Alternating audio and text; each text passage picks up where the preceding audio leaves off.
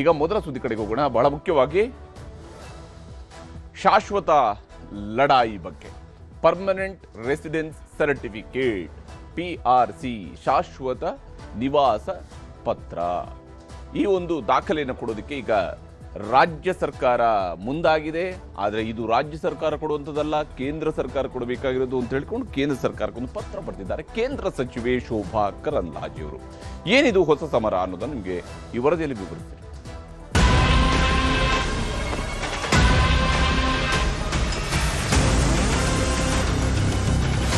ಒಂದು ದೇಶ ಒಂದು ಪೌರತ್ವಕ್ಕೆ ವಿರೋಧಾಭಾಸವಾಗಿ ಇವತ್ತು ಪರ್ಮನೆಂಟ್ ರೆಸಿಡೆನ್ಸ್ ಸರ್ಟಿಫಿಕೇಟ್ಸ್ ಅನ್ನ ಕರ್ನಾಟಕ ರಾಜ್ಯದಲ್ಲಿ ವಿತರಣೆ ಮಾಡೋಕ್ಕೆ ಕಾಂಗ್ರೆಸ್ ಹೊರಟಿದೆ.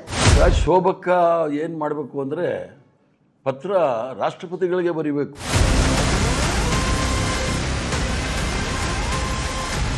ಊರಿನ ಸೌಲಭ್ಯಗಳನ್ನ ಕೊಡೋದಕ್ಕಾಗಿ ಅವರನ್ನೇ ವೋಟರ್ ಲಿಸ್ಟ್ಗೆ ಸೇರಿಸೋದಕ್ಕಾಗಿ ಈ ಪರ್ಮನೆಂಟ್ ರೆಸಿಡೆನ್ಸ್ ಸರ್ಟಿಫಿಕೇಟ್ ಹೊಸದಾಗಿ ಇವರು ಆಲೋಚನೆ ಮಾಡಿದ್ದಾರೆ. ನಾವ್ಯಾರು? ಶಾಸಕರದ್ದು ಕೆಲಸ ಏನು? ಶಾಸನ ಮಾಡೋದು. ಶಾಸನ ಮಾಡ್ತೀವಿ, ಗೌರ್ಮೆಂಟ್ ಆರ್ಡರ್ ಹೊಡಿಸ್ತೀವಿ, ಅಧಿಕೃತವಾಗಿ ಸರ್ಕಾರದಿಂದಾನೇ ಕೊಡ್ತಾ ಇದೀವಿ, ಕಾಂಗ್ರೆಸ್ ಪಾರ್ಟಿಯಿಂದ ಕೊಡ್ತಾ ಇದೀವ ನಾವು. ಅವ್ರಿಗಿರೋದು SIR ಕಾಲ, ಅದೇ ನಡೆದಿರೋದು ಮೀಟಿಂಗು. ನಿಮ್ಮ ಕಲಬುರ್ಗದಲ್ಲಿ ಏನು ನಡೆಸಿರೋ ಮೀಟಿಂಗ್ ತಿಳ್ಕೊಳ್ಳಿ.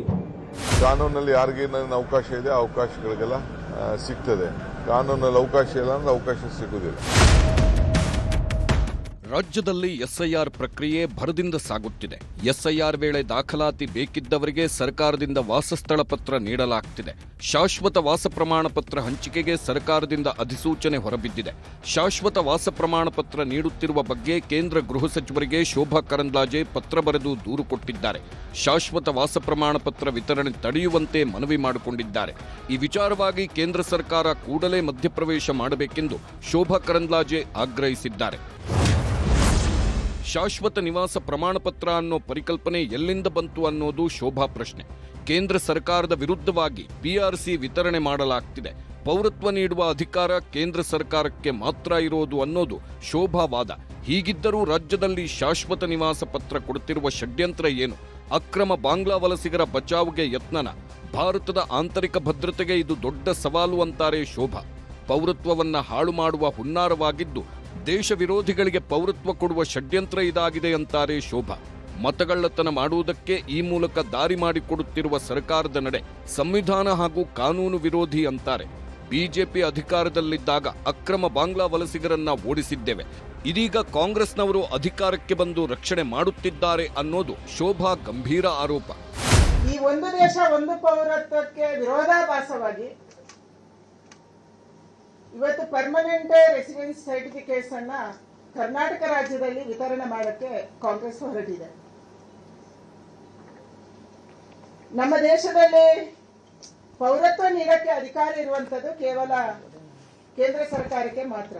ಊರಿನ ಸೌಲಭ್ಯಗಳನ್ನ ಕೊಡೋದಕ್ಕಾಗಿ ಅವರನ್ನೇ ವೋಟರ್ ಲಿಸ್ಟ್ಗೆ ಸೇರಿಸೋದಕ್ಕಾಗಿ ಈ ಪರ್ಮನೆಂಟ್ ರೆಸಿಡೆನ್ಸ್ ಸರ್ಟಿಫಿಕೇಟ್ ಹೊಸದಾಗಿ ಇವರು ಆಲೋಚನೆ ಮಾಡಿದ್ದಾರೆ.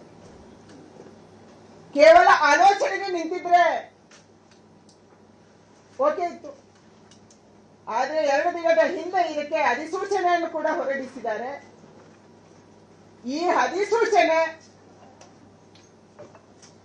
ನಮ್ಮ ಸಂವಿಧಾನ ವಿರೋಧಿ ಇದೆ, ಕಾನೂನು ವಿರೋಧಿ ಇದೆ, ಭಾರತದ ಆಂತರಿಕ ಭದ್ರತೆಗೆ ಒಂದು ದೊಡ್ಡ ಸವಾಲಾಗಿದೆ. ವಲಸೆಯನ್ನ ಗುರುತಿಸುವುದು ರಾಜ್ಯ ಸರ್ಕಾರದ ಕೆಲಸ ಅಲ್ಲ, ಕೇಂದ್ರ ಸರ್ಕಾರದ ಕೆಲಸ. ಯಾರು ವಲಸಿಗರು, ಎಷ್ಟು ವರ್ಷದಿಂದ ಇದ್ದಾರೆ, ಅಕ್ರಮವಾಗಿ ಬಂದಿರುವವರನ್ನು ಹೇಗೆ ಗುರುತು ಮಾಡ್ತಾರೆ ಇವರು? ಇವತ್ತು ಮಸೀದಿಗಳಲ್ಲಿ ಹೋಗಿ, ಮದ್ರಸಾಗಳಲ್ಲಿ ಹೋಗಿ ಇವರು 500 ರೂಪಾಯಿ 1000 ರೂಪಾಯಿ ಕೊಟ್ಟು ಈ ಸರ್ಟಿಫಿಕೇಟ್ ತಗೊಂಡ್ರೆ ನಾಳೆ ಎಲ್ಲದಕ್ಕೂ ಅದು ಅಪ್ಲೈ ಆಗುತ್ತೆ.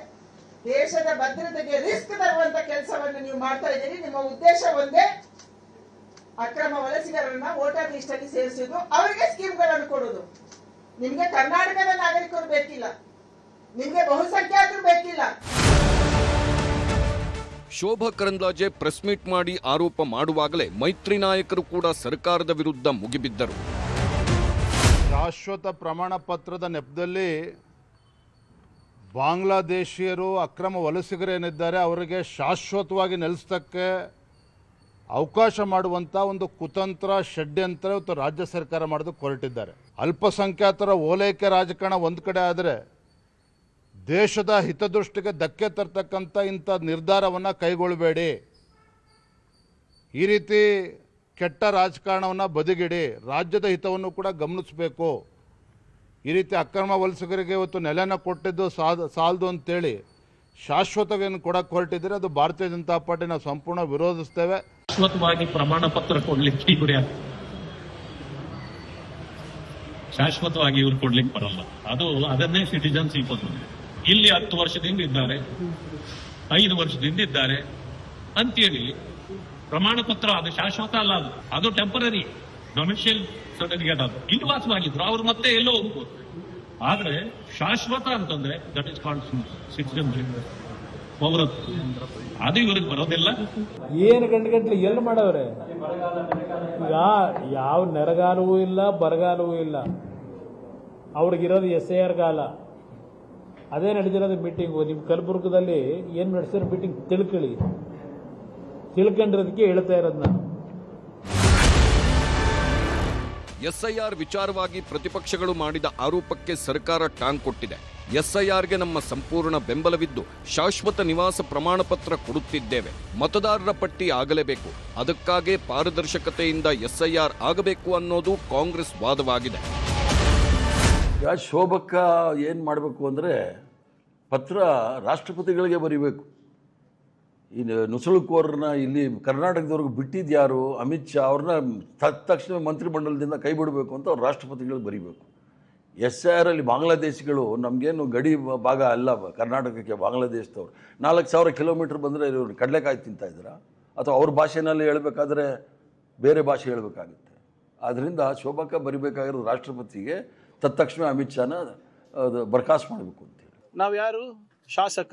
ಶಾಸಕರದ್ದು ಕೆಲಸ ಏನು? ಶಾಸನ ಮಾಡೋದು. ಶಾಸನ ಮಾಡ್ತೀವಿ, ಗೌರ್ಮೆಂಟ್ ಆರ್ಡರ್ ಹೊಡಿಸ್ತೀವಿ. ಅಧಿಕೃತವಾಗಿ ಸರ್ಕಾರದಿಂದಾನೇ ಕೊಡ್ತಾ ಇದೀವಿ, ಕಾಂಗ್ರೆಸ್ ಪಾರ್ಟಿಯಿಂದ ಕೊಡ್ತಾ ಇದೀವ ನಾವು. ಗೌರ್ಮೆಂಟ್ ಏನು ಒಂದು ವ್ಯವಸ್ಥೆ ಇದೆ, ಸರ್ಕಾರದ ವ್ಯವಸ್ಥೆ ಇದೆ ಅಂತ ನಾವು ಪರ್ಮನೆಂಟ್ ರೆಸಿಡೆನ್ಸಿ ಸರ್ಟಿಫಿಕೇಟ್ ಮಾಡೋ ಹಕ್ಕು ನಮಗಿದೆ ಅಲ್ವಾ? ಈಗ ಇವ್ರಿಗೇನು ಸಮಸ್ಯೆ ಆಗ್ತಾ ಇದೆ ಗೊತ್ತಿಲ್ಲ ಅಲ್ಲ ನನಗೆ. ಚುನಾವಣೆ ಆಯೋಗ ಅವ್ರ ಕಪಿಮುಷ್ಟಿನಲ್ಲೇ ಇರೋದಲ್ವಾ? ಅವ್ರು ಹೇಳಿದ್ದನ್ನೇ ಮಾಡ್ತಾರಲ್ಲ. ಏನು ಅವ್ರಿಗೇನಾದ್ರೂ ಕಾನೂನು ಅದು ಅಥವಾ ಸಂವಿಧಾನ ಲಾಗೂ ಆಗ್ತಾ ಇದೆಯಾ? ECದವರಿಗೆ ಲಾಜಿಕಲ್ ಡಿಸ್ಕ್ರಿಪೆನ್ಸಿದು ಏನು ಅರ್ಥ ಅಂತ ಅವರಿಗೆ ಗೊತ್ತಿಲ್ಲ, ಡೆಫಿನಿಷನ್ ಇಲ್ಲ. ಹೆಂಗ್ ಬೇಕು ಹಂಗೆ ಅಡ್ಡ ತಿಡ್ಡುವಾಗಿ ಎಲ್ಲ ಹೆಸರುಗಳು ತೆಗಿತಾ ಇದ್ದಾರೆ. ಅದಾದ್ಮೇಲೆ ಸರ್ಕಾರದ ಬೆನಿಫಿಟ್ಸ್ ಏನಿದೆ ಅದನ್ನ ವಂಚಿತ ಮಾಡ್ತಾ ಇದ್ದಾರೆ. ಇದು ಒಂದು ಸಂಚು BJP ಅವರಿಗೆ ಗೆಲ್ಸ್ಲಿಕ್ಕೆ. ಸುಮ್ಮನೆ ಇವ್ರು ಇವತ್ತು ಹೇಳ್ತಾ ಇದಾರಲ್ಲ, ಪ್ರೊಟೆಸ್ಟ್ ಮಾಡ್ತಾ ಇದಾರಲ್ಲ, 6 ತಿಂಗಳಲ್ಲಿ ನೋಡಿ ಏನಾಗುತ್ತೆ. SIR ಕಾರಣಕ್ಕೆ GBA ಎಲೆಕ್ಷನ್ ಕಷ್ಟ. GBA ಚುನಾವಣೆ ಮುಂದೂಡಿಕೆಗೆ ಕಸರತ್ತು. SIR ಪ್ರಕ್ರಿಯೆ ನೆಪ ಮಾಡಿಕೊಂಡು GBA ಚುನಾವಣೆ ಮುಂದೂಡಲು ಸರ್ಕಾರ ಸಿದ್ಧತೆ ಮಾಡಿಕೊಂಡಿದೆ. ಸದ್ಯಕ್ಕೆ ಚುನಾವಣೆ ಮಾಡುವುದು ಕಷ್ಟ ಅಂತ ಸುಪ್ರೀಂ ಕೋರ್ಟ್ಗೆ ಅರ್ಜಿ ಹಾಕಿದ್ದಾರೆ GBA ಮುಖ್ಯ ಆಯುಕ್ತ. ಆಗಸ್ಟ್ 31ರೊಳಗೆ ಚುನಾವಣೆ ಮುಗಿಸಲು ನಿರ್ದೇಶಿಸಿದ್ದ ಸುಪ್ರೀಂ ಆದೇಶವನ್ನ ಮಾರ್ಪಡಿಸುವಂತೆ ಸರ್ಕಾರ ಕೋರಿದೆ. ಆಗಸ್ಟ್ 31ರವರೆಗೆ ಕೊಟ್ಟಿರುವ ಕಾಲಾವಕಾಶವನ್ನ ಡಿಸೆಂಬರ್ 31ರವರೆಗೆ ವಿಸ್ತರಣೆ ಮಾಡುವಂತೆ ಮನವಿ ಮಾಡಲಾಗಿದೆ. ಜುಲೈ 13ಕ್ಕೆ ಸುಪ್ರೀಂ ಕೋರ್ಟ್ನಲ್ಲಿ ಅರ್ಜಿ ವಿಚಾರಣೆಗೆ ಬರಲಿದೆ. ಎಲೆಕ್ಷನ್ ಮುಂದೂಡಿಕೆಗೆ GBA 3 ಪ್ರಮುಖ ಕಾರಣಗಳನ್ನು ಕೊಟ್ಟಿದೆ. ಬೆಂಗಳೂರಲ್ಲಿ SIR ಪ್ರಕ್ರಿಯೆ ಆಗ್ತಿದೆ. ಈ ಸಮಯದಲ್ಲಿ SIR ಪ್ರಕ್ರಿಯೆ ಚುನಾವಣಾ ಸಿದ್ಧತೆಗಳ ಮೇಲೆ ಪರಿಣಾಮ ಬೀರಲಿದೆ. ಅಲ್ಲದೆ ಆಡಳಿತಾತ್ಮಕ ನಿರ್ಬಂಧ, ಸವಾಲುಗಳು ಎದುರಾಗಲಿವೆ ಎಂಬ ಕಾರಣಗಳನ್ನು ಕೊಟ್ಟಿದೆ. ಅವ್ರು ಚುನಾವಣೆ ನಡೆಸೋದಕ್ಕೆ ಅವ್ರಿಗೆ ಹಂಚಿಕೆ ಇದೆ. ಈಗ ಡಿಸೆಂಬರ್ಗೆ ಅರ್ಜಿ ಹಾಕ್ತಾವ್ರೆ, ಗೊತ್ತಿದೆ ನನಗೆ. ಒಂದು ವಾರದಿಂದನೇ ಈ ವಿಷಯ ನಮ್ಮ ಮುಂದೆ ಬಂದಿದೆ. ಡಿಸೆಂಬರ್ವರೆಗೂ ಚುನಾವಣೆ ಬೇಡ ಅಂತ ಹೇಳಿ ಮುಂದಕ್ಕೆ ಹಾಕೊಂಡಿದೆ. ಅವರು ಕೊಡಲ್ಲ ಅಂತ ಈಗಾಗಲೇ ಹೇಳಿದ್ದಾರೆ, ಲಾಸ್ಟ್ ನಿಮಗೆ ಆಗಸ್ಟ್ ಅಂತ. ಬಟ್ ವಾಸ್ತವಾಂಶ ಸ್ವಲ್ಪ ಸಮಸ್ಯೆ ಇದೆ ಅವ್ರ ಅಧಿಕಾರಿಗಳದು. ಅವ್ರಿಗೆ ಬಿಟ್ಬಿಟ್ಟಿದ್ದೀನಿ, ನಾನು ಇದಕ್ಕೆ ಇಂಟರ್ಫಿಯರ್ ಆಗಲ್ಲ. ನಾವು ಸಿದ್ಧತೆ ಏನು ಮಾಡ್ಕೊಳ್ಬೇಕು, ಎಲೆಕ್ಷನ್ಗೆ ಸಿದ್ಧತೆಯನ್ನು ನಮ್ಮ ಪಕ್ಷಗಳಲ್ಲಿ ನಾವೆಲ್ಲ ಮಾಡ್ಕೊಳ್ತಾ ಇದ್ದೀವಿ. ರಾಜ್ಯ ಸರ್ಕಾರ ಈಗಾಗಲೇ ಸುಪ್ರೀಂ ಕೋರ್ಟ್ ಮತ್ತೊಮ್ಮೆ ಅರ್ಜಿಯನ್ನು ಹಾಕಿರುವಂಥ ತಮಗೆ ಗೊತ್ತಿದೆ. ಹಾಗಾಗಿ ಇವ್ರು ಯಾವಾಗ ಚುನಾವಣೆ ಮಾಡಬೇಕು, ಆಗಸ್ಟ್ ಎಂಡ್ ಅಂತ್ಯದೊಳಗೆ ಚುನಾವಣೆ ಮಾಡಬೇಕು ಅಂತೇಳಿ ಈಗಾಗಲೇ ಸುಪ್ರೀಂ ಕೋರ್ಟ್ ಹೇಳಿದ್ರೂ ಸಹ ಈಗ SIR ನೆಪ ಮಾಡಿಕೊಂಡು ಮತ್ತೆ ಚುನಾವಣೆ ಮುಂದೂಡ್ತಾ ಇರ್ತಕ್ಕಂಥದ್ದು ದುರ್ದೈವ. ರಾಜ್ಯ ಸರ್ಕಾರ ಈ ಚುನಾವಣೆ GBA ಚುನಾವಣೆ ಆಗಲಿ, ಜಿಲ್ಲಾ ಪಂಚಾಯತ್, ಗ್ರಾಮ ಪಂಚಾಯತ್ ಚುನಾವಣೆ ಆಗಲಿ ನಡೆಸ್ತಕ್ಕಂಥ ಮಾನಸಿಕ ಸ್ಥಿತಿಯಲ್ಲಿ ಇವತ್ತಿಲ್ಲ. ಚುನಾವಣೆ ಮಾಡಲಿಕ್ಕೋಸ್ಕರ ರೆಡಿಯಾಗಿ ಮ್ಯಾನಿಫೆಸ್ಟೋ ಎಲ್ಲ ಕಮಿಟಿಗಳೆಲ್ಲ ಮಾಡ್ಕೊಂಡಿದ್ದೀವಿ. ತೊಂದರೆ ಏನಾಗಿದೆ ಅಂದರೆ SIR ಮಾಡೋಕ್ಕೆ ಅವ್ರಿಗೆ ಇನ್ನೂ ಸರ್ಕಾರಿ ಅಧಿಕಾರಿಗಳೇ ಸಿಗ್ತಾ ಇಲ್ಲ. ಅಧಿಕಾರಿಗಳ ಕೊರತೆ ಇರೋದ್ರಿಂದ SIR ಮಾಡೋಕ್ಕಾಗ್ತಾ ಇಲ್ಲ. ಅದೇ ಸಂದರ್ಭದಲ್ಲಿ ಯಾಕಂದರೆ 29 ಜುಲೈವರೆಗೂ ಇವರು SIR ಮಾಡಬೇಕು. ಈಗ ಅವರು ನೀವು ಅಧಿಸೂಚನೆ ಹೊಡಿಸ್ಬೇಕಂದ್ರೆ ಈಗ ಜುಲೈ ತಿಂಗಳಲ್ಲೇ ಹೊರಡಿಸ್ಬೇಕು. ಒಂದು 15ನೇ ತಾರೀಕು ಇಲ್ಲಾಂದರೆ 30ನೇ ತಾರೀಕು ಒಳಗಡೆ ಹೊರಡಿಸ್ಬೇಕು. ಅದಾದ ನಂತರ ಎಲೆಕ್ಟ್ರಲ್ ರೋಲ್ಸ್ ಮಾಡಬೇಕಲ್ಲ, ಅದನ್ನು ಕ್ಲಾರಿಟಿ ಇಲ್ಲ. ಯಾವ ಎಲೆಕ್ಟ್ರಲ್ ರೋಲ್ಸ್ ಮೇಲೆ ನಾವು ಚುನಾವಣೆ ಮಾಡಬೇಕು ಅಂಥೇಳಿ ಅದಕ್ಕೆ ಸರ್ಕಾರದವ್ರು ಹೋಗಿರೋದಿಲ್ಲ. ಅಲ್ಲಿರ್ತಕ್ಕಂಥ ಅಧಿಕಾರಿಗಳಲ್ಲಿ ಇರ್ತಕ್ಕಂಥ ಏನಂತೀರ ಡಿಸಡ್ವಾಂಟೇಜ್ ಏನಿದೆ ಅದಕ್ಕೋಸ್ಕರ ಅವ್ರು ಕೋರ್ಟ್ಗೆ ಹೋಗಿದ್ದಾರೆ. ಕೋರ್ಟ್ ಏನು ತೀರ್ಮಾನ ಕೊಡುತ್ತೆ ನೋಡೋಣ.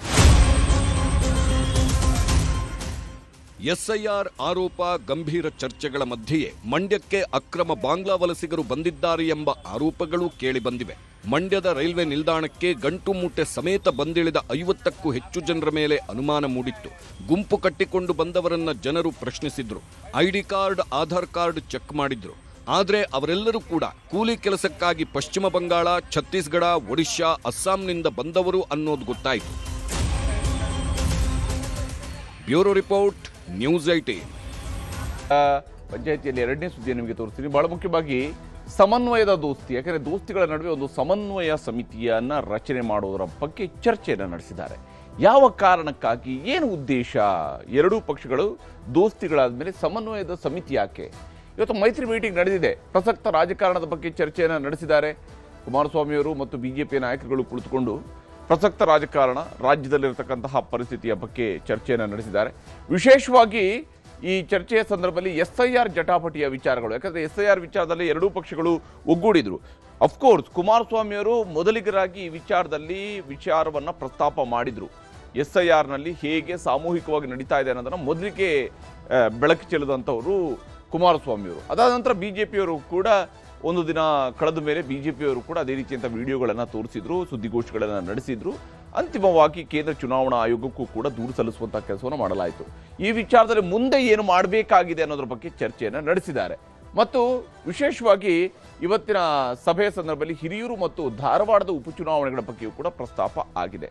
ಹಿರಿಯೂರಿನಲ್ಲಿ ಸುಧಾಕರ್ ಅವರ ನಿಧನದಿಂದ ತೆರವಾಗಿರ್ತಕ್ಕಂತಹ ಕ್ಷೇತ್ರ, ಅಲ್ಲಿ ನಡೀಬಹುದಂತಹ ಬೈ ಎಲೆಕ್ಷನ್, ನಡೀಲೇಬೇಕಾಗಿರುವ ಬೈ ಎಲೆಕ್ಷನ್.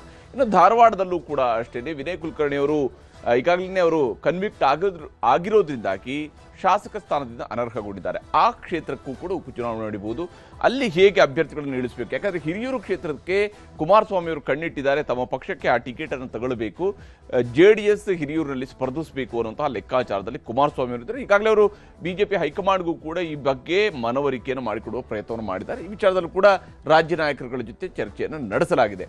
ಹಾಗೂ ಶಿಕ್ಷಕ ಪದವೀಧರ ಕ್ಷೇತ್ರಗಳ MLC ಚುನಾವಣೆಯೂ ಕೂಡ ಕಣ್ಣ ಮುಂದಿದೆ. ಅದಕ್ಕೆ ಬೇಕಾದಂಥ ತಯಾರಿಗಳನ್ನು ಕೂಡ ಮಾಡಬೇಕಾಗಿದೆ. ವಿಧಾನ ಪರಿಷತ್ನಲ್ಲಿ ತಮ್ಮ ಸಂಖ್ಯಾಬಲವನ್ನು ಹೆಚ್ಚಿಸಿಕೊಳ್ಳೋದಕ್ಕಿರುವಂಥ ಅವಕಾಶವಾಗಿ ಶಿಕ್ಷಕ ಮತ್ತು ಪದವೀಧರ ಕ್ಷೇತ್ರಗಳ MLC ಚುನಾವಣೆ ಇದೆ. ಈ ವಿಚಾರದಲ್ಲಿ ಜೊತೆಯಾಗಿ ಹೆಜ್ಜೆ ಹಾಕಬೇಕು, ಜೊತೆಯಾಗಿ ನಡಿಬೇಕು ಅನ್ನುವಂತಹ ನಿಟ್ಟಿನಲ್ಲಿ ಚರ್ಚೆಗಳನ್ನು ನಡೆಸಲಾಗಿದೆ. ವಿಶೇಷವಾಗಿ ಕಾಂಗ್ರೆಸ್ ಸರ್ಕಾರದ ವಿರುದ್ಧದ ಹೋರಾಟವನ್ನು ನಡೆಸಬೇಕು ಅನ್ನುವಂಥದ್ದು, ಹೇಗೆ ಸಂಘಟಿತವಾಗಿ ನಾವು ಹೋರಾಟವನ್ನು ನಡೆಸಲೇಬೇಕು ಅನ್ನೋ ವಿಚಾರದಲ್ಲೂ ಕೂಡ ಚರ್ಚೆಗಳನ್ನು ಮಾಡಿದ್ದಾರೆ ಇವತ್ತು ಸಭೆ ಸೇರಿರತಕ್ಕಂತಹ ನಾಯಕರುಗಳು.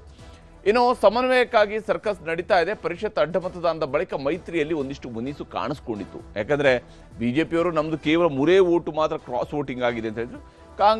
JDS ಅವರು ನಮ್ಮದು ಕೇವಲ 4 ವೋಟು ಮಾತ್ರ ಕ್ರಾಸ್ ವೋಟಿಂಗ್ ಆಗಿದೆ ಅಂತ ಹೇಳಿದ್ರು. ಆದರೆ ಅಲ್ಲಿನೂ ಮಿಸ್ ಆಗಿರೋ 4 ವೋಟ್ಗಳಿದ್ದಾವೆ. ಅದು BJPಯವರದ್ದ, JDSನವರದ್ದ? ಆಕಾಶದಿಂದಂತೂ ಯಾರು ಕೂಡ ಬಂದು ಕ್ರಾಸ್ ವೋಟ್ ಮಾಡಿ ಹೋಗೋಕ್ಕೆ ಸಾಧ್ಯ ಇಲ್ಲ. ಇರುವಂಥ MLAಗಳಲ್ಲೇ ಆಗಬೇಕು. ಅದು ಯಾರ ಕಡೆಯದ್ದು ಅನ್ನುವಂತಹ ಪ್ರಶ್ನೆ ಇದ್ದೇ ಇದೆ. ಕಾಂಗ್ರೆಸ್ ಸರ್ಕಾರ ಕಿತ್ತೊಗೆಯೋದಕ್ಕೆ ಸಮನ್ವಯ ಅಗತ್ಯ ಅನ್ನುವಂಥದ್ದನ್ನು ಮನವರಿಕೆ ಮಾಡಿಕೊಡುವಂತಹ ಪ್ರಯತ್ನವನ್ನು ಉಭಯ ಪಕ್ಷಗಳ ನಾಯಕರುಗಳು ಮಾಡ್ಕೊಂಡಿದ್ದಾರೆ. ನಾವು ಸಮನ್ವಯವನ್ನು ಸಾಧಿಸುವುದು ಅತ್ಯಗತ್ಯ. ಅದು ಬಿಡದಿ ವಿಚಾರದಲ್ಲಿರ್ಬೋದು, ಅದು SIR ವಿಚಾರದಲ್ಲಿರ್ಬೋದು, ಅಥವಾ ಅದು ನಾಳೆ ಬರಬಹುದಾಗಿರುವಂತಹ ಬರದ ಅಧ್ಯಯನ ವಿಚಾರ ಇರ್ಬೋದು, ಅಥವಾ ಬರದ ವಿಚಾರಗಳಲ್ಲಿ ನಡೀಬೇಕಾಗಿರುವಂತಹ ಸಮರ ಇರ್ಬೋದು. ಸಮನ್ವಯ ಸಮಿತಿ ರಚನೆ ಸಂಬಂಧ ಬೆಂಗಳೂರಿನಲ್ಲಿ ಇವತ್ತು ಸಭೆಯನ್ನು ನಡೆಸಲಾಗಿದೆ. ನಾವೇ ಒಂದು ಸಮನ್ವಯ ಸಮಿತಿಯನ್ನು ರಚಿಸಿಕೊಂಡು ಯಾವುದಾದ್ರೂ ಕ್ರೂಷಿಯಲ್ ವಿಚಾರಗಳು ಇದ್ದಾಗ ಒಂದು 15 ದಿವಸಕ್ಕೊಮ್ಮೆನೋ, ತಿಂಗಳಿಗೊಮ್ಮೆನೋ, 2 ತಿಂಗಳಿಗೊಮ್ಮೆನೋ ಒಂದು ಪೀರಿಯಾಡಿಕಲಿ ಸಭೆಯನ್ನು ನಡೆಸ್ಕೊಂಡಾಗ ಸಮನ್ವಯ ಸಭೆಗೂ ಮುಂಚಿತವಾಗಿ ಕುಮಾರಸ್ವಾಮಿ ಹಾಗೂ ವಿಜೇಂದ್ರ ಅವರು ಪ್ರತ್ಯೇಕ ಸಭೆಯನ್ನು ನಡೆಸಿ ಒಂದಿಷ್ಟು ವಿಚಾರಗಳನ್ನು ಚರ್ಚಿಸಿದ್ದಾರೆ. ಅಲ್ಲಿ ಏನೇನು ಮಾಡಬಹುದು ಅನ್ನೋದ್ರ ಬಗ್ಗೆ ಚರ್ಚೆಗಳು ನಡೆದಿದ್ದಾವೆ. ಒಂದೊಂದು ಪಕ್ಷದಿಂದ 3 ಸದಸ್ಯರು ಇರಬೇಕು ಅನ್ನೋದ್ರ ಬಗ್ಗೆ ನಿಯಮವನ್ನು ರೂಪಿಸೋದ್ರ ಕಡೆಗೆ ಹೋಗಿದ್ದಾರೆ. ಹಾಗಾಗಿ ಅಂದರೆ ನಾವಿಬ್ರು ಕೂಡ ಈಕ್ವಲ್ ಅಂತೇಳಿ ಸಂಖ್ಯಾಬಲಗಳ ವಿಚಾರಗಳಿಗಿಂತ ಹೆಚ್ಚಾಗಿ ನಾವು ದೋಸ್ತಿಗಳಾಗಿ ಸರಿಸಮಾನರು ಅನ್ನುವಂಥದ್ದನ್ನ ತೋರಿಸುವ ಪ್ರಯತ್ನಕ್ಕೂ ಕೂಡ ಈಗ ಮುಂದಾಗ್ತಾ ಇದ್ದಾರೆ. ಬಿಜೆಪಿಯಿಂದ ಪ್ರಹ್ಲಾದ್ ಜೋಶಿ, BY ವಿಜೇಂದ್ರ ಮತ್ತು R ಅಶೋಕ್ ಈ 3 ಬಿಜೆಪಿಯಿಂದ ಸಮನ್ವಯ ಸಮಿತಿಯಲ್ಲಿ ಸದಸ್ಯರುಗಳಾಗಿ ಇರಬೇಕು. ಪ್ರಹ್ಲಾದ್ ಜೋಶಿ ಅವರು ಕೇಂದ್ರದ ಸಚಿವರು ಕೂಡ ಆಗಿರೋದ್ರಿಂದಾಗಿ ಕೇಂದ್ರ ನಾಯಕತ್ವವು ಕೂಡ ಆ ಮೂಲಕವಾಗಿ ನಮ್ಮ ವಿಚಾರಗಳನ್ನು ತಿಳ್ಕೊಳ್ಳೋಕ್ಕಾಗುತ್ತೆ. ಕುಮಾರಸ್ವಾಮಿ ಅವರು ಕೂಡ ಈಕ್ವಲ್ ಆಗ್ತಾರೆ ಆವಾಗ, ಯಾಕಂದರೆ ಅವರು ಕೂಡ ಕೇಂದ್ರ ಸಚಿವರು ಇರೋದ್ರಿಂದಾಗಿ ಕುಮಾರಸ್ವಾಮಿ ಅವರು ಇರ್ತಾರೆ. ಜೊತೆಗೆ ಸುರೇಶ್ ಬಾಬು ಹಾಗೂ ಅವ್ರ ಜೊತೆಗೆ ಇನ್ನೊಬ್ಬರನ್ನ ಸೇರಿಸ್ಕೊಳ್ಬೇಕು. ಇನ್ನೊಬ್ರು ಯಾರು ಅನ್ನೋದನ್ನ JDS ನಿರ್ಧಾರವನ್ನು ಮಾಡ್ಕೊಳ್ಬೇಕಾಗುತ್ತೆ. ಅದು ನಿಖಿಲ್ ಕುಮಾರಸ್ವಾಮಿಯೂ ಕೂಡ ಆಗ್ಬೋದು ಅಥವಾ ಬೇರೆ ಯಾರನ್ನಾದರೂ ಮಾಡಲೂಬಹುದು. ಸಮನ್ವಯಕ್ಕಾಗಿ ಒಂದು ಸರ್ಕಸ್ ಅನ್ನು ಮಾಡ್ತಾ ಇದ್ದಾರೆ. ಹಾಗೂ ಗೊಂದಲ ಮತ್ತು ತಪ್ಪುಗಳಾಗದಂತೆ ಮೈತ್ರಿ ಮುನ್ನಡೆಸುವ ಕಿವಿ ಮಾತುಗಳನ್ನು ಇಲ್ಲಿ ಚರ್ಚಿಸ್ಕೊಂಡಿದ್ದಾರೆ. ಯಾಕಂದರೆ ನಮ್ಮ ನಡುವೆ ಗೊಂದಲ ಇದ್ದರೆ ಕಾರ್ಯಕರ್ತರ ನಡುವೆಯೂ ಕೂಡ ಗೊಂದಲ ಆಗುತ್ತೆ. ಹೀಗಾಗಿ ಯಾವುದೇ ತಪ್ಪುಗಳಾಗಬಾರ್ದು, ಮೈತ್ರಿ ಸುಗಮವಾಗಿ ಸಾಗಬೇಕು. ಮುಂದಿನ 1.25 ವರ್ಷಗಳ ಕಾಲ ಸುಗಮವಾಗಿ ಮೈತ್ರಿಯನ್ನು ತೆಗೆದುಕೊಂಡು ಹೋದರೆ ರಾಜ್ಯದಲ್ಲಿ ಕಾಂಗ್ರೆಸ್ನ ಬದಲಿಗೆ ನಾವು ಅಧಿಕಾರಕ್ಕೆ ಬರಬಹುದು ಅನ್ನುವಂಥ ಲೆಕ್ಕಾಚಾರದಲ್ಲಿ ಮಿತ್ರ ಪಕ್ಷಗಳು ಇರುವಂಥದ್ದು. ಈ ನಿಟ್ಟಿನಲ್ಲಿ ಚರ್ಚೆಯನ್ನು ನಡೆಸಿದ್ದಾರೆ. ಹಿರಿಯೂರು ಮತ್ತು ಧಾರವಾಡ ಉಪಚುನಾವಣೆಯ ಗೆಲ್ಲುವ ಟಾಸ್ಕ್ ಅನ್ನು ಕೂಡ ಇಟ್ಕೊಂಡಿದ್ದಾರೆ. ಇವೆರಡೂ ಕ್ಷೇತ್ರಗಳಲ್ಲಿ ಒಂದು ಫೇರ್ ಚಾನ್ಸ್ ಈ ಮೈತ್ರಿ ಪಕ್ಷಗಳಿಗೆ ಇದ್ದೇ ಇದ್ದಾವೆ. ಹೀಗಾಗಿ ಅದನ್ನು ಯುಟಿಲೈಸ್ ಮಾಡ್ಕೋಬೇಕು ಅನ್ನೋಂಥದ್ದು ಇವರ ನಡುವಿನ ಚರ್ಚೆಯ ಭಾಗವಾಗಿತ್ತು. ಈ ವಿಷಯದಲ್ಲಿ ಕುಮಾರಸ್ವಾಮಿ ಅವರು ಹಾಗೂ ವಿಜೇಂದ್ರ ಅವರು ಏನೇನು ಹೇಳಿದ್ದಾರೆ ಅನ್ನೋದನ್ನು ನಿಮ್ಗೆ ತೋರಿಸ್ತೀನಿ. ಭೇಟಿ ಮಾಡ್ತಾ ಇರ್ತೀವಿ ಬ್ರದರ್, ಎಲ್ಲಿ ಬೇರೆ ಮಾಮೂಲಿ ಈಗ ನಡೀತಾ ಇರೋ ರಾಜ್ಯದ ರಾಜಕಾರಣದ ಬಗ್ಗೆನೇ ಚರ್ಚೆ ಮಾಡಿ ಅದೆಲ್ಲ ನಡೀತಾ ಇದೆ. ಈಗ ಆಲ್ರೆಡಿ ಒಂದು ಸಮನ್ವಯ ಸಮಿತಿ ಆಗಬೇಕು ಅಂತಕ್ಕಂಥದ್ದು ಎರಡೂ ಪಕ್ಷದಲ್ಲೂ ಏನೀಗಾಗಲೇ ಒಂದು ಅಂತಿಮ ಹಂತಕ್ಕೆ ಬಂದಿದೆ. ಅದು ಮಾಡ್ತಕ್ಕಂಥದ್ದಕ್ಕೆಲ್ಲ ಚರ್ಚೆ ಆಗಿದೆ. ಅವರ ಅಭಿಪ್ರಾಯವನ್ನು ತಿಳಿಸಿದ್ದಾರೆ ಪಕ್ಷದ ವತಿಯಿಂದ. ನಾನು ಕೂಡ ಯಾಕೆ ಹಿಂದೆ ಒಮ್ಮೆ ಭಾರತೀಯ ಜನತಾ ಪಾರ್ಟಿ ಕ್ಷೇತ್ರದಲ್ಲಿ ಗೆದ್ದಿರುವಂಥದ್ದು, ಇವೆಲ್ಲವನ್ನು ಕೂಡ ಅವ್ರು ತಿಳಿಸಿದ್ದೇನೆ. ಎಷ್ಟು ಮಾತನ್ನು ಹೇಳ್ತೇನೆ, ಹಿರಿಯೂರು ಆಗಿರ್ಬೋದು, ಧಾರವಾಡ ಇರ್ಬೋದು, ಎರಡೂ ಕ್ಷೇತ್ರದಲ್ಲಿ ನಾವು ಗೆಲ್ಲಬೇಕು. ಹಾಗಾಗಿ ಯಾವುದೇ ಗೊಂದಲಕ್ಕೆ ಅವಕಾಶವನ್ನು ನೀಡ್ದೇನೆ, BJP ಹಾಗೂ JDS ನಡುವೆ ಯಾವುದೇ ಒಂದು ಗೊಂದಲಕ್ಕೆ ಅವಕಾಶವನ್ನು ಕೊಡದೇನೆ ಯಾವ ರೀತಿ ಚುನಾವಣೆಯನ್ನು ಎದುರಿಸಬೇಕು, ಹಿಂದೆ ಆದಂಥ ತಪ್ಪುಗಳನ್ನು ಸರಿ ಮಾಡಿಕೊಂಡು ಯಾವ ರೀತಿ ಒಟ್ಟಾಗಿ ಹೋಗಬೇಕು, ಇವೆಲ್ಲವನ್ನು ಕೂಡ ಚರ್ಚೆ ಮಾಡಿದ್ದೇನೆ. ಅವರು ಕೂಡ ಒಪ್ಪಿಗೆಯನ್ನು ಸೂಚಿಸಿದ್ದಾರೆ. ಹೀಗೆ ಎರಡೂ ಪಕ್ಷಗಳವರು ಚರ್ಚೆಯನ್ನು ನಡೆಸಿದ್ದಾರೆ. ವಿಶೇಷವಾಗಿ ಹಿರಿಯೂರು ಮತ್ತು ಧಾರವಾಡದಲ್ಲಿ ನಡೆಯುವಂತಹ ಬೈ ಎಲೆಕ್ಷನ್ಗಳನ್ನು ಗೆಲ್ಲಬೇಕು ಅನ್ನುವಂಥದ್ದು ಇವರ ಪ್ರಮುಖ ಆದ್ಯತೆ, ಮೊದಲ ಆದ್ಯತೆ. ಮತ್ತು ಈ ಎರಡೂ ಕ್ಷೇತ್ರಗಳಲ್ಲೂ ಕೂಡ ಒಂದು ಫೇರ್ ಚಾನ್ಸ್ ಆಗಲೇ ಹೇಳಿದಂಗೆ ಈ ಎರಡೂ ಪಕ್ಷಗಳಿಗೆ ಇರುವಂಥದ್ದು ಜೊತೆಯಾಗಿ ಹೋದರೆ. ಯಾಕಂದರೆ ಎರಡೂ ಕ್ಷೇತ್ರಗಳಲ್ಲಿ JDSಗೂ ಕೂಡ ತನ್ನದೇ ಆದಂಥ ಒಂದು ಬಲ ಇದೆ. ಆ ಬಲವನ್ನು BJPಗೂ ಜೊತೆಗೆ ಸೇರಿಕೊಂಡ್ರೆ ಸಹಜವಾಗಿಯೇ ಕಾಂಗ್ರೆಸ್ಸನ್ನು ಸೋಲಿಸೋದಕ್ಕೆ ಒಂದು ಒಳ್ಳೆಯ ಶಕ್ತಿಯಾಗಿ ರೂಪುಗೊಳ್ಳಬಹುದು. ಸಮನ್ವಯತೆಯ ನಿಜವಾದಂಥ ಟೆಸ್ಟ್ ಏನಾದರೂ ನಡೆಯೋದಿದ್ರೆ, ಈ ಮಿತ್ರ ಪಕ್ಷಗಳ ನಡುವೆ ಸಮನ್ವಯ ಇದೆ ಅನ್ನೋಂಥ ಟೆಸ್ಟ್ ನಡೆಯೋದಿದ್ರೆ ಅದು ಈ ಬೈ ಎಲೆಕ್ಷನಲ್ಲಿ ನಿಶ್ಚಿತವಾಗಿ ನೋಡಬೇಕಾಗಿದೆ. ಏನಾಗುತ್ತೆ ರಿಸಲ್ಟ್ ಅನ್ನೋದನ್ನು, ಅದುವೇ ಈ ಸಮನ್ವಯದ ಭವಿಷ್ಯವೂ ಕೂಡ ನಿಂತಿರುವಂಥದ್ದು.